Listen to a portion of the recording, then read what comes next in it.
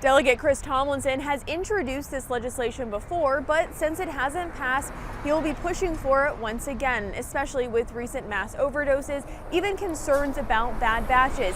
He says these examples show the need for more accountability for drug dealers. With the sights of first responders flooding Penn North in Baltimore. It hurts me because it could be me. And the sounds of mass overdoses. Getting a new overdose call, 1822 Clifton. Second person overdose in here as well. In Baltimore, from January to August of this year, more than 350 people have died from overdoses. Just under 300 of them from fentanyl. In that same time period, statewide, more than 600 people have died from fentanyl.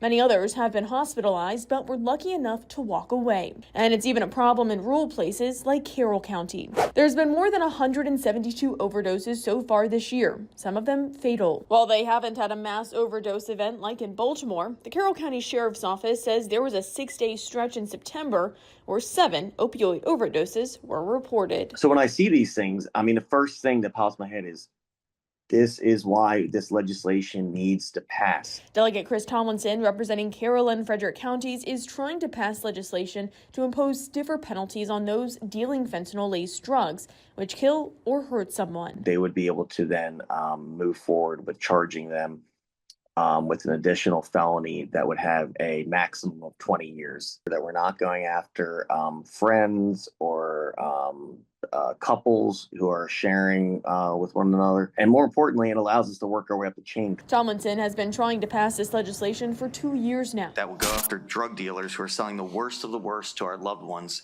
not addicts who need treatment. Supporters and family members who have lost their loved ones, this is my son Scotty, argue it will close gaps in the law. Drug dealers need to be held accountable and address issues with actually prosecuting drug cases. So in a drug distribution resulting in death, somebody's actually getting a higher sentence.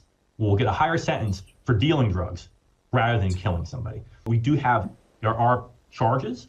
None of them are on point or particularly appropriate for a drug distribution that results in death. But so far, the bill has yet to pass. It will target the wrong people, worsen racial disparities in our criminal justice system, and cost the state tens of millions of dollars. The protections in the bill, as you just heard, are not airtight. So this year, Tomlin says he's tweaking it. Yeah, it needed to happen in 2024. It needed to happen earlier this year, and it needs to happen. And unfortunately, it needs to happen now in 2026. And says each year it gains more momentum. It's when you meet these families and you hear from these mothers, it breaks your heart, and that's what keeps me pushing this. It inspires me and motivates me to continue to push this legislation.